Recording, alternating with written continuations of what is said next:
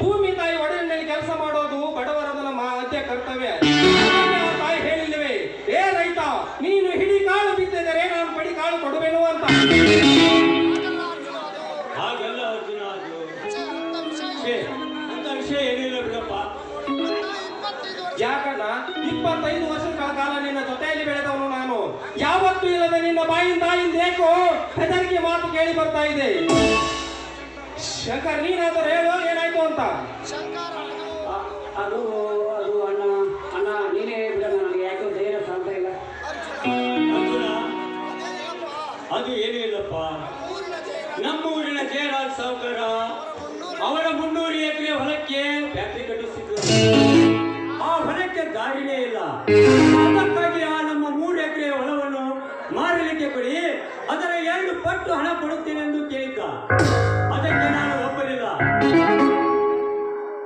ಅದಕ್ಕಾಗಿ ನನ್ನ ಹೊಲಕ್ಕೆ ಬೇರೆ ಹಾಕಬೇಡಿ ಎಂದು ಹೇಳಿದ್ದೇನೆ.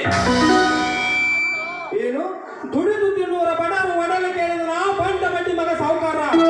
ಅವನಿಗೆ ಹೇಳಬೇಕಾಗಿತ್ತು, ಅನ್ನ ಕೊಡುವ ಪವಿತ್ರವಾದ ತಾಯಿಯನ್ನು ಮಾರಿಕೊಳ್ಳುವ ಷಂಡರನ ಮಕ್ಕಳಲ್ಲ ಎಂದು. ಹಿಂದೆ ಮಹಾಭಾರತದಲ್ಲಿ ಶ್ರೀಕೃಷ್ಣನ ಅಣ್ಣ ಬಲರಾಮ ಕೃಷಿಯನ್ನೇ ಅವಲಂಬಿಸಿ ಗಂಟೆಗೆ ತನ್ನ ಆಯುಧವನ್ನಾಗಿ ಮಾಡಿಕೊಂಡಿದ್ದು ಅಂತ ಹೇಳುತ್ತೆ ಇತಿಹಾಸ. ಅಂತ ಸಂಸ್ಕೃತದಲ್ಲಿ ಬೆಳೆದ ನಾವು ಫಲ ಮಾರುವುದೇ ಸಾಧ್ಯವಿಲ್ಲ. ಹೌದಪ್ಪ, ನಿನ್ನ ಮಾತು ನಿಜ. ಸರ್ಕಾರಕ್ಕೆ ತೆರಿಗೆ ಕಟ್ಟಬೇಕಾಗುತ್ತದೆ ಎಂದು ತಿಳಿದು ಸರ್ಕಾರದ ಸೌಲಭ್ಯವನ್ನು ಪಡೆದುಕೊಳ್ಳುವುದಕ್ಕೋಸ್ಕರವಾಗಿ ಒಕ್ಕಲುತನ ಮಾಡುತ್ತಾರೆ ವಿನಃ ಅದರ ಲಾಭಕ್ಕಾಗಿ ಅಲ್ಲಪ್ಪ. ಆ ಹಾಳು ಸರ್ಕಾರಕ್ಕೆ ಯಾವಾಗ ಬುದ್ಧಿ ಬರುತ್ತದೆಯೋ ಆ ದೇವರಿಗೆ ಗೊತ್ತು. ಅಡವಿಯಲ್ಲಿ ಗೇನ ಹೊಲ ಇಲ್ಲದಿದ್ದರು ಹೆಗಲ ಮೇಲೆ ಹಸಿರು ಶಾಲ ಹಾಕಿ ಸೋಗಿಗೋಸ್ಕರ ಬೆಳೆದ ರೈತರು ಎಂತಾಗಿದ್ದಾರೆ ಮಾಯಿ ಈ ಲೋಕದಲ್ಲಿ.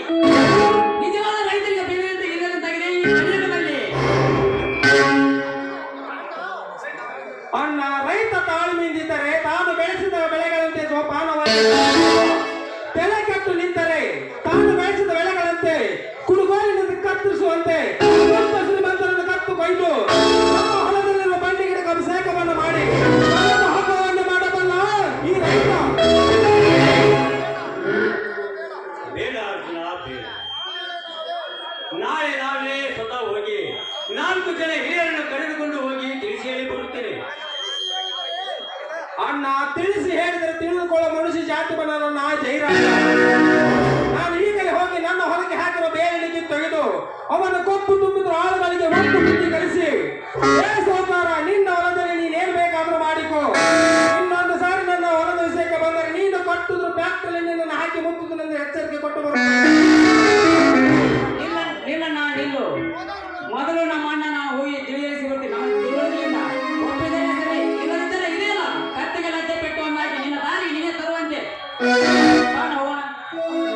ಹೌದಪ್ಪ ಅರ್ಜುನ, ಶಂಕರ ಹೇಳುವುದರಲ್ಲಿ ಸತ್ಯವಿದೆ ಹಾಗೂ ಧರ್ಮವಿದೆ. ಅದಕ್ಕೆ ನಾವಿಬ್ಬರು ಕೂಡಿ ಹೋಗಿ ತಿಳಿಸಿ ಹೇಳಿ ಬರುತ್ತೇವೆ. ಬಾ ಶಂಕರ, ಹೋಗೋಣ.